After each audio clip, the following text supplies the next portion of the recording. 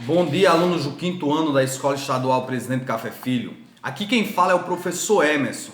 Nossa aula de hoje é de História e nós vamos introduzir aqui a unidade 4, certo? Vai falar sobre patrimônio, história e memória. É um tema extremamente interessante, então você que vai nos acompanhar nessa jornada aí nesse quarto bimestre, fique atento que nós vamos estar trazendo algumas coisas bem interessantes. Então, patrimônio histórico e cultural é algo que está relacionado ao nosso dia a dia. Eu vou deixar para vocês um pequeno vídeo que tem como título Patrimônio Mundial da Unesco, Olinda, Pernambuco. Eu vou deixar aqui na descrição desse vídeo, você vai lá, assiste, ele é bem pequenininho, assiste e reflete aí dentro do contexto daquilo que eu vou estar falando na aula de hoje. Primeiro vamos compreender que o patrimônio ele se divide em 3 categorias, certo? São 3 categorias, lembre bem. Primeira, patrimônio material, patrimônio imaterial e patrimônio natural. Hoje nós vamos falar apenas do patrimônio material, mas é interessante você já ficar sabendo o que são os 3, porque no vídeo que você vai assistir, você vai ter a oportunidade de perceber que esse vídeo ele traz entrelaçado os 3 aspectos relacionados ao patrimônio. Então, antes de tudo, vamos compreender que o patrimônio é aquilo que é deixado como herança para uma sociedade. É o que foi construído ao longo de uma história e é deixado pelos nossos antepassados e nós adotamos, certo? Adotamos em que perspectiva? Quando falamos de patrimônio material, nós falamos das construções históricas, basicamente isso. Quando falamos do patrimônio imaterial, é aquilo que não é palpável, não dá para pegar, mas você vivencia, que são as danças, as músicas. Isso faz parte do patrimônio imaterial. Um exemplo, o frevo, o carnaval, certo? São patrimônios imateriais. E por último, o patrimônio natural, que nada mais é relacionado à natureza, natural de natureza. Patrimônio natural são aquelas áreas assim que são tombadas como patrimônio, são relacionadas como reservas ambientais. As pessoas usam como pontos turísticos.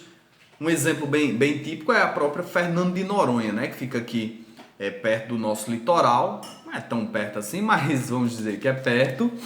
E que as pessoas vão lá para visitar, para conhecer e vão para justamente admirar a natureza. Elas não vão por uma construção de jeito nenhum, nem vão pelas festividades carnavalescas, que é o exemplo de Olinda, que vai estar sendo tratada no nosso vídeo. Lá em Olinda, por exemplo, tem o frevo. O frevo não é material, não é físico, não é natural, porque não é da natureza, ele é imaterial. Então vamos refletir aqui um pouquinho sobre o patrimônio material.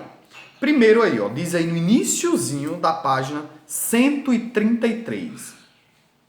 As cidades têm a sua história, as suas construções, as ruas, a organização dos bairros revelam a história da cidade. Então pensa na cidade que você mora, pensa no bairro que você mora.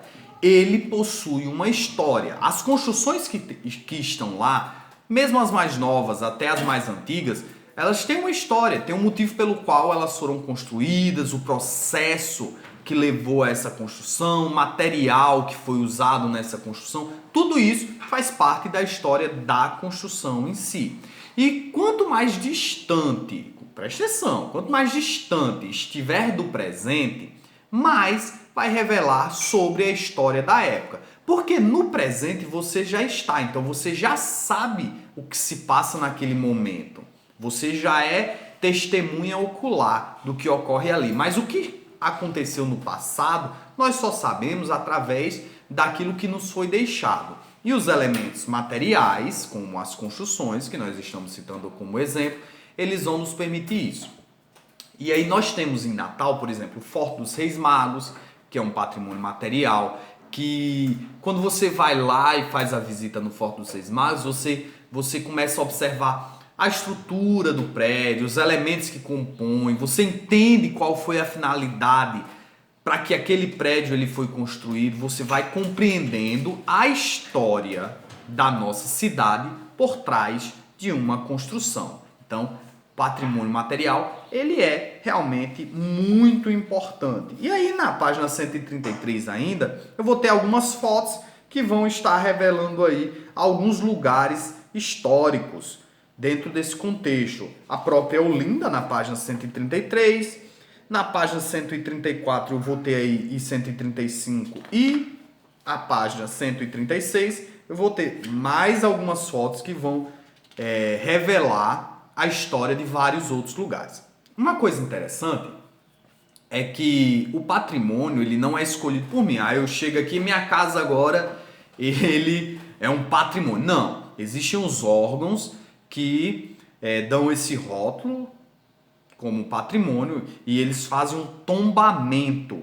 Tem aí dizendo na página 134. Esses locais são escolhidos como patrimônio e tombados pelo Instituto do Patrimônio Histórico e Artístico Nacional, IPHAN, o IPHAN, né? Reduzindo aí, é este órgão que diz, ó, que é patrimônio. Então, quando é tombado como patrimônio, existe um cuidado para que não seja modificado. Um exemplo, algumas ruas históricas. Olha só que interessante. O que é mais legal? Você tem uma rua asfaltada que você consegue transitar por ela com qualidade, que a bicicleta, a moto ou o carro não fica trepidando. Ou você tem uma rua feita de tijolos, meio esburacada e tal. O que é mais interessante? Do ponto de vista de locomoção, é óbvio que a rua asfaltada. Mas do ponto de vista histórico, imagine que aquela rua foi feita no século XVIII, século XVII, ou até mesmo século XIX.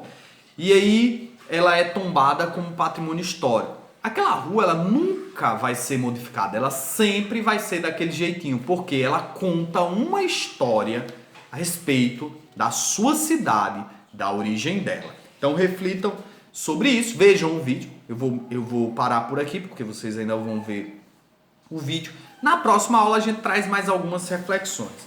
Vou deixar aqui para vocês a atividade da página 132, certo? 132, que é a página que abre a nossa atividade de hoje. E da página 133 e 135, tá? Só para nós fazermos uma reflexão inicial. 132, 133 e 135. Lembrando que deve-se escrever o nome de vocês nas páginas. A maioria das pessoas não estão fazendo isso. E aí essas atividades elas se perdem porque recebo de todo mundo, eu não conheço a letra de vocês. E aí quando chega tudo no meu celular, mistura tudo e vira uma bagunça. Então, boa sorte, boa aula e até a próxima. Tchau, tchau.